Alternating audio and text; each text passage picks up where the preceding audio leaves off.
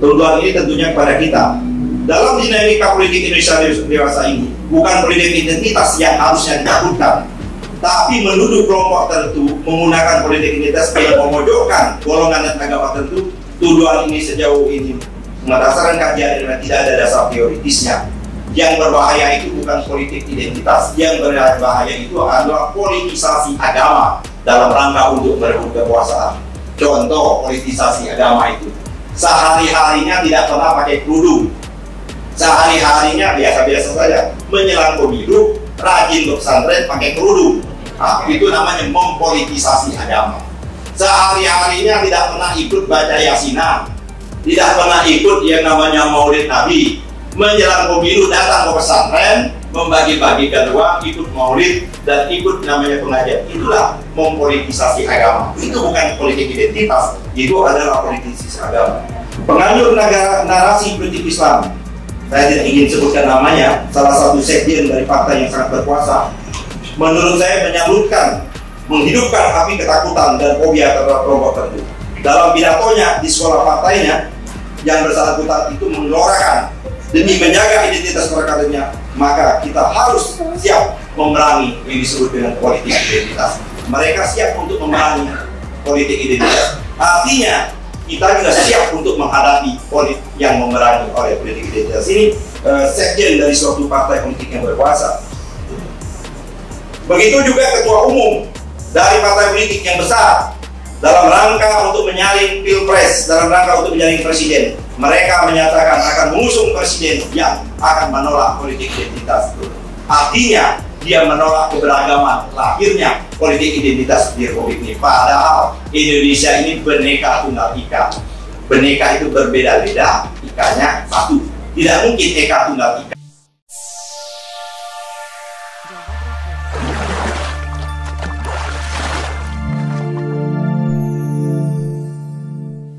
Saudaraku, saya ingin tidak akan henti-hentinya ya kan, mengulangi apa yang telah saya kemukakan pada siang hari tadi. Ini dalam rangka kita ingin menegaskan dan menyatakan bahwa Partai Masyumi ini partai politik yang menganut azas yang beridentitas, atau kalau orang sekarang menyatakan politik identitas.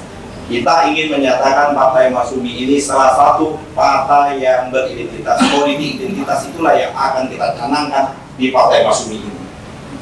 Karena akhir-akhir ini sama-sama kita ketahui, baik narasi maupun diskusi, diksi dan lain sebagainya, seolah-olah kalau bicara politik identitas, bahkan tokoh ulama, ya kan, tokoh intelektual, bahkan partai Islam ketakutan dengan mengidentifikasi dirinya, mengakui dirinya adalah partai yang beridentitas atau politik identitas. Kami ingin menegaskan kembali bahwa kami Partai Masyumi adalah partai yang berpolitik aliran. Partai kami adalah politik identitas. Identitas kami adalah identitas keislaman, kebangsaan, dan keindonesiaan. Kalau kita bicara masalah politik identitas, kebangsaan, dan Indonesia adalah satu tarikan nafas yang tidak bisa dipisahkan. Penyebutan politik identitas sesungguhnya kalau kita mau lihat akarnya itu adalah memang sengaja di framing sedemikian rupa oleh pihak-pihak tertentu dan berkembang. Ini akhirnya akan menuju pada Islamofobia. Jadi membuatkan rasa ketakutan terhadap bentuk-bentuk yang lain dan meninggikan bentuk-bentuk yang lain. Jadi secara terselubung sesungguhnya politik identitas ini digunakan untuk menyerang kawan-kawan politik yang lain seperti itu. Pertanyaannya, apa sih sesungguhnya identitas itu? Apakah betul manusia ini tidak punya identitas? Kita yang hadir di sini pun punya identitas. Identitas saya bernama Ahmad Yani. Saya adalah berasal dari Sumatera Selatan. Saya adalah ketua umum Partai Masyumi. Itu adalah identitas yang tidak bisa kan? Identitas itu adalah sunnatullah, dan itu memang diciptakan Allah, bersuku-suku, berbangsa-bangsa, dan bergolong-golongan seperti itu. Nah, identitas adalah nilai, ucapan, atau tindakan yang melekat pada seseorang, kelompok, golongan, negara, atau bangsa, baik dikenal melalui agama, suku, profesi, dan dikenal lain, sehingga memberikan persepsi atau keadaan tertentu terhadap hal tersebut. Jadi identitas sesungguhnya adalah terjadi secara alamiah, secara natural, dan sebuah keniscayaan. Jadi kita tidak bisa mengelakkan identitas itu sendiri. Politik identitas adalah merupakan anugerah. Kita menyatakan bahwa identitas atau kita menggunakan politik identitas adalah anugerah dari Allah Subhanahu wa Ta'ala, bukan sebaliknya. Ini para sosiolog mengatakan, seorang sosiolog itu Francis Fukuyama, dia menyatakan bahwa ada lompatan, ada cara berpikir yang gagal, ada cara berpikir yang simplikasi, cara berpikir yang kontradiktif, adalah yang menyatakan bahwa ada argumen tentang politik identitas. Politik identitas berkembang sesungguhnya adalah gagalnya demokrasi liberal di Amerika Serikat. Kemudian timbul suatu identitas yang dianggapnya bermasalah, itu permasalahan yang ada. Nah, apa sesungguhnya? Sesungguhnya kecurigaan, ya kalau kita lihat adalah kecurigaan relasi hubungan agama dan negara itu buat kita bangsa Indonesia itu sudah final. Relasi agama dan negara atau relasi agama dan politik itu sudah selesai, sudah final. Dipinalkan oleh bangsa Indonesia ini pada tanggal 22 Juni tahun 1945. Itulah yang disebut kesepakatan kita berbangsa dan bernegara. Itulah kesepakatan kita meletakkan platform kita berbangsa, bangsa Indonesia. Itulah yang disebut dengan Piagam Jakarta. Piagam Jakarta itu bukan keinginannya umat Islam. Jadi kalau ada yang mengatakan Piagam Jakarta miliknya umat Islam, keliru. Piagam Jakarta itu adalah kesepakatan kita, kesepakatan bapak-bapak kita, kesepakatan father kita. Pak Nasir menyebutkan itu kalimat syawal.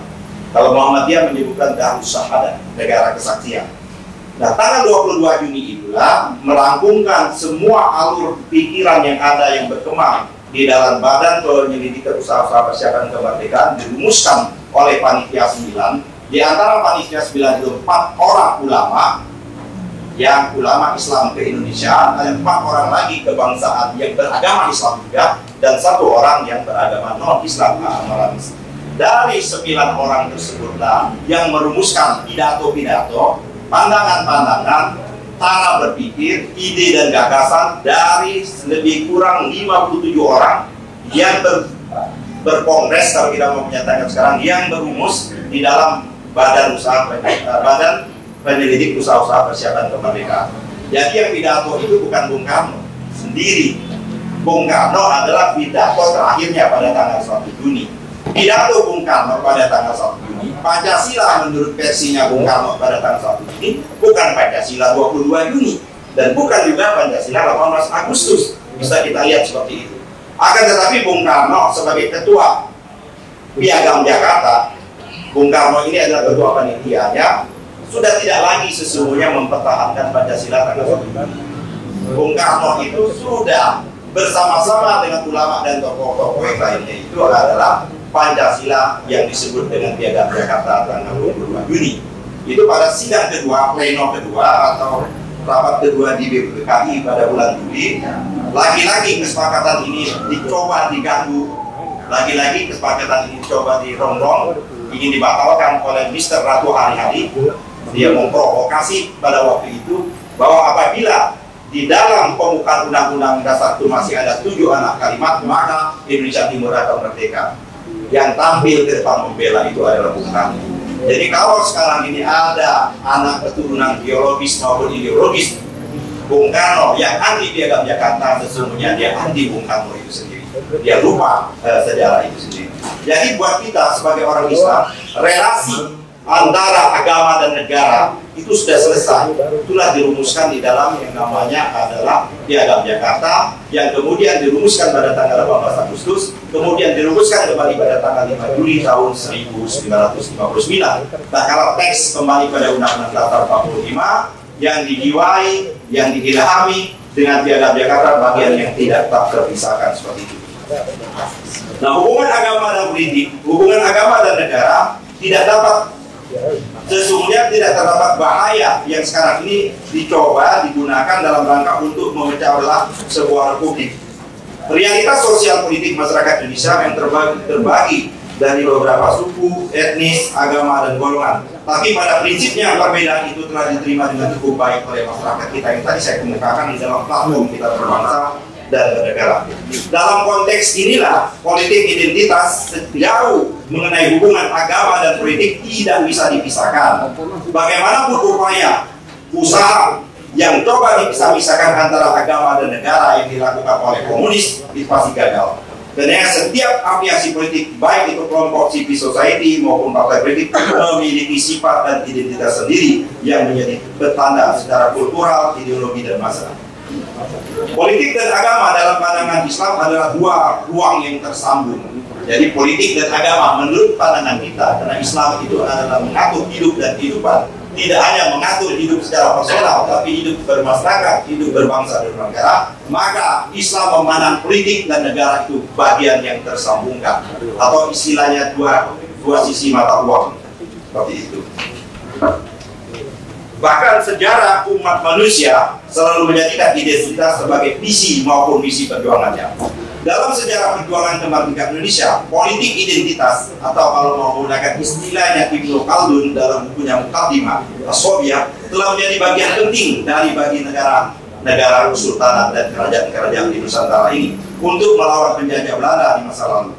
Para sultan dan rakyat dari berbagai negara di Nusantara ini telah menjadikan Islam sebagai salah satu nilai perjuangan untuk menumbuhkan perlawanan dan kebersamaan. Ibnu Khaldun misalnya dalam kitab Muqaddimahnya menjelaskan As-Sobiah adalah unsur terpenting dalam membangun negara.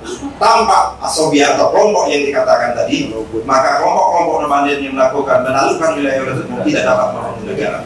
As-Sobiah politik dapat dimaknai sebagai perasaan senasib, sepenanggungan. Perasaan demikian tidak akan tercipta kalau tidak ada identitas yang menyatukan. Sama juga Indonesia ini tidak mungkin bisa bersatu dari Sabang sampai Merauke tanpa identitas yang merekat ke Sabang sampai Merauke. Apa yang merekat itu adalah identitas keagamaan kita. Jadi yang merekatkan itu adalah Islam. Namun belakangan ini, politik identitas justru menjadi haram di negara yang berpancasila ini. Jadi saya katakan ini, namun saat ini politik identitas justru menjadi barang haram dalam percaturan politik dalam perebutan kekuasaan yang legal dan konstitusional di Republik Indonesia. Bagi saya ini sangat mengada-ngada dan tidak punya dasar pijakannya sama sekali. Sejauh menggunakan politik identitas untuk membangun afiliasi politik sejalan dengan sistem, kalau kita lihat pemilihan kita juga, pemilihan kita ini, maka politik identitas diberikan ruang yang luas dan tepat. Jadi penggunaan identitas sebagai afiliasi politik untuk mencapai tujuan politik sah dan konstitusional alias tidak dilarang di Republik Indonesia ini. Menurut kelompok tertentu, tuntutan ini tentunya kepada kita. Dalam dinamika politik Indonesia dewasa ini, bukan politik identitas yang harusnya ditakutkan, tapi menuduh kelompok tertentu menggunakan politik identitas yang memojokkan golongan dan agama tertentu. Tuduhan ini sejauh ini berdasarkan kajian dan tidak ada dasar teoritisnya. Yang berbahaya itu bukan politik identitas, yang berbahaya itu adalah politisasi agama dalam rangka untuk merebut kekuasaan. Contoh politisasi agama itu, sehari-harinya tidak pernah pakai kerudung, sehari-harinya biasa-biasa saja, menjelang pemilu rajin ke pesantren pakai kerudung. Itu namanya mempolitisasi agama. Sehari-harinya tidak pernah ikut baca yasinan, tidak pernah ikut yang namanya maulid Nabi. Menjelang pemilu datang ke pesantren, membagi-bagikan uang, ikut maulid dan ikut namanya pengajian. Itulah mempolitisasi agama. Itu bukan politik identitas, itu adalah politisasi agama. Sesungguhnya melawan politik identitas, isu tentang politik identitas ini sudah lama dikembangkan. 200 tahun yang lalu, beberapa abad yang lalu di Amerika, yaitu pada saat kampanye pemilihan presiden Jefferson. Ini Presiden Jefferson ini adalah presiden yang melakukan kampanye dan lawan-lawan politiknya ini sama dengan kayak Indonesia ini, sama pada waktu pilkada di DKI. Mimbar-mimbar mereka, narasi-narasi mereka, perdebatan mereka menggambarkan apabila Jefferson ini terpilih maka akan hancurlah Amerika, maka akan terjadi pembakaran, maka akan terjadi pembunuhan di mana-mana dan lain sebagainya. Rumah-rumah akan dibakar, kelompok-kelompok agama tertentu akan dipersekusi. Ternyata setelah Thomas Jefferson terpilih menjadi presiden, peristiwa itu tidak terjadi. Sama juga pada waktu pilkada DKI. Kalau Anies Rashid Baswedan terpilih, maka golongan minoritas akan tersisi dan lain sebagainya dan lain sebagainya. Seperti itu sama. narasi diksi itu adalah narasi diksi yang usang, narasi yang sudah tidak laku lagi sesungguhnya 2 abad yang lalu, tapi hari ini dikembangkan secara marak dengan istilah politik identitas, ketakutan melawan Islam politik yang sedang tumbuh dan berkembang di negara ini. Peringatan ini semuanya terbukti bahkan tidak pernah terjadi, ya kan, eksperimen, anarkis dan ditakutkan, tapi tuduhan keji terhadap Jefferson dan lawan politik cukup menciptakan kekhawatiran yang serius yang tidak pernah terbukti sampai saat ini. Ketakutan semacam inilah yang sedang diciptakan oleh segelintir orang untuk memojokkan Islam atau Islamfobia. Fitnah dan tuduhan dari kelompok lain yang menjadikan rival politik kelompok Islam yang menciptakan rasa takut dengan maksud memojokkan politik Islam atau Islam politik di pentas politik nasional dalam rangka untuk ikut kompetisi, baik itu pilpres maupun pemilu legislatif. Ini agak panjang ini, karena ini persoalan serius. Karena kita selalu disudutkan. Karena hari ini kita memproklamirkan Masyumi menganut, Masyumi memproklamirkan dia mendapat politik identitas itu sendiri. Sesungguhnya politik identitas yang dikembangkan saat ini dalam rangka untuk menutupi kejadian-kejadian yang ada sesungguhnya, yaitu penguasaan sumber daya alam, ketimpangan ekonomi yang luar biasa, hutang yang luar biasa, harga naik, mulai dari harga telur, beras, minyak dan lain sebagainya naik. Mayoritas rakyat mengalami penderitaan yang luar biasa, pupuk langka dan mahal, BBM naik, TDR naik. Justru dalam rangka untuk menutupi kebijakan-kebijakan itulah maka dihembuskan politik identitas untuk menutup hal-hal seperti itu. Kita curiga pada partai-partai atau mereka yang selama ini mengusung partai politik identitas ini, kok mereka diam tak kala persoalan-persoalan bangsa yang terjadi. Termasuk sekarang ini yang lagi marak, kasus Sambu, kasus illegal mining yang sekarang ini terjadi, suap menyuap yang luar biasa tiap bulan. Ya kan, ada dana mengalir dari daerah, dari pengelolaan tambang-tambang ilegal kepada petinggi-petinggi aparat penegak hukum seperti itu. Ini sesungguhnya adalah kerjaan yang dilakukan dalam rangka proyek politik identitas ini diciptakan untuk melemahkan kekuatan politik yang berbasis kepada keumatan. Saya ulangi lagi, isu narasi yang dikembangkan politik identitas ini dalam rangka untuk melemahkan kekuatan politik berbasis keumatan dan kerakyatan. Oleh karena itu, maka Masyumi melawan yang memojokkan politik keumatan dan kerakyatan itu. Kenapa mereka ingin melakukan ini? Agar oligarki semakin menyengkram dan memojokkan politik Islam yang sedang marak dan tumbuh ini. Skenario kaum liberal dan sekuler ini dalam makna pejoratif untuk oligarki untuk merusak keberagaman yang terbangun selama ini. Kaum liberal dan sekuler tidak akan pernah berhenti untuk mengganggu umat Islam dengan narasi Islamfobia dan cukup merusak dengan menciptakan ketakutan-ketakutan yang tidak berdasar. Ini ayat Al-Quran sesungguhnya. Ya kan, Ustaz? Yahudi dan Nasrani tidak akan pernah diam dan berusaha panjang kita tidak mengikuti milah dari mereka, ideologi mereka, ajaran mereka dan sebagainya. Padahal dalam sejarah berdirinya Republik, kelompok Islam ini sedari awal kita sangat toleran, ya kan, moderat, menerima keragaman dan persatuan Indonesia. Capaian final untuk sebuah negara tanpa embel-embel negara Islam. Kita bisa bayangkan kalau umat Islam di Indonesia ini tidak toleran. Kita bisa bayangkan kalau umat Islam yang mayoritas ini tidak toleran di Republik Indonesia. Kita bisa bayangkan kelompok-kelompok Indonesia apakah dia bisa hidup dengan nyaman di Republik ini. Sebagaimana umat Islam di seluruh dunia yang menjadi minoritas, Uighur di India dan lain-lain negaranya, di Palestina dan lain sebagainya seperti itu. Negara Kesatuan Republik Indonesia tadi sebagaimana diungkapkan oleh Ustaz Nahrudin, ini adalah karya besar ulama. NKRI ini tanpa ada partai yang berbasiskan Islam, tanpa ada partai yang membawa namanya politik identitas, tidak akan pernah ada NKRI. Jadi bahkan negara Kesatuan Republik Indonesia tidak akan pernah terwujud kalau seandainya politik Islam tidak tampil sebagai pelopornya.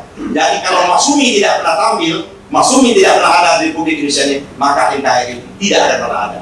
Karena kosa NKRI itu adalah kosanya Masyumi. Oleh karena itu, kalau selama ini ada orang yang mengklaim bahwa dia seolah-olah dia paling NKRI, dia buta sejarah. Belajarlah dengan Masumi, belajarlah dengan yang namanya Pak Dr. Ahmad Mulyoko yang telah menuliskan mosi integralnya Pak Nasir.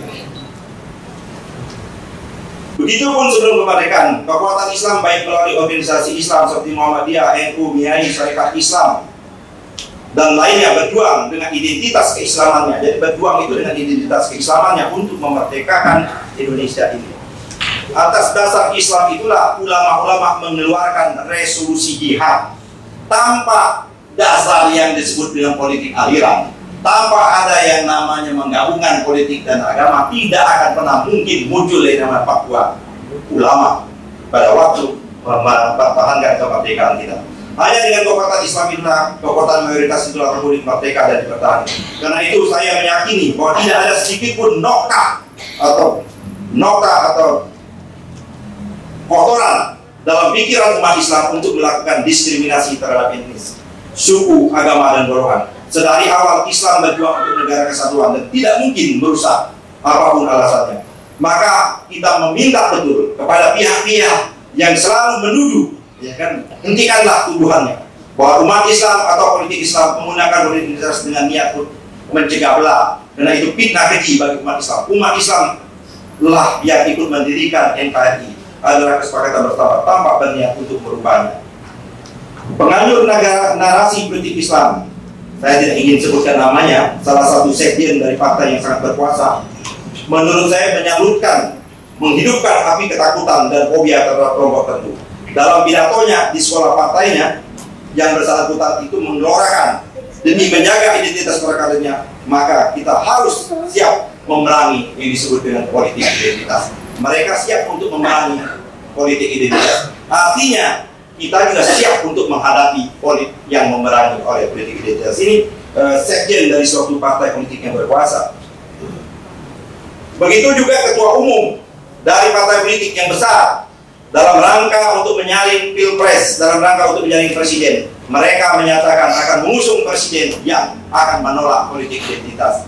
Artinya dia menolak keberagaman lahirnya politik identitas di Republik ini. Padahal Indonesia ini Bhinneka Tunggal Ika.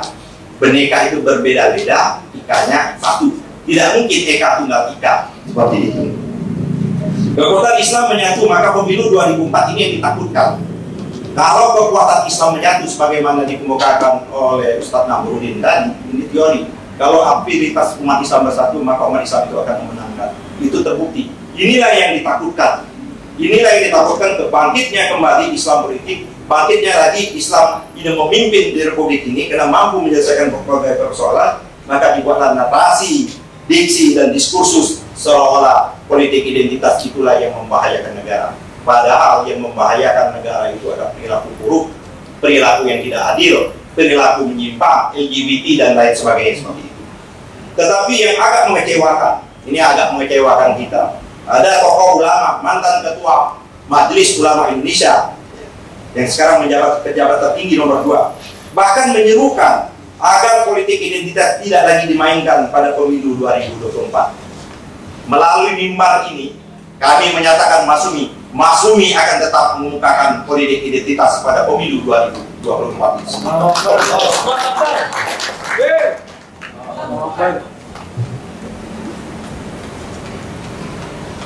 Keterlibatan elit Islam dalam wacana ini bagi saya sangat melukai perasaan umat, sebab kita tahu tujuan mengkampanyekan politik motif utamanya adalah untuk meminggirkan, untuk menyudutkan, untuk menghadang politik Islam tampil dan mampu menyelesaikan problem-problem kebangsaan. Karena dalam sejarah sama-sama kita tahu, tak kala negara ini mengalami kemelut, negara ini mengalami ancaman, politik identitaslah yang menyelamatkannya. Tak kala pemimpin-pemimpin kita ditahan, Bung Karno, Bung Hatta ditahan di Jogja, maka dengan politik identitas salah satu negara mengumumkan pemerintah darurat Republik Indonesia dengan politik identitas Masumi seperti itu.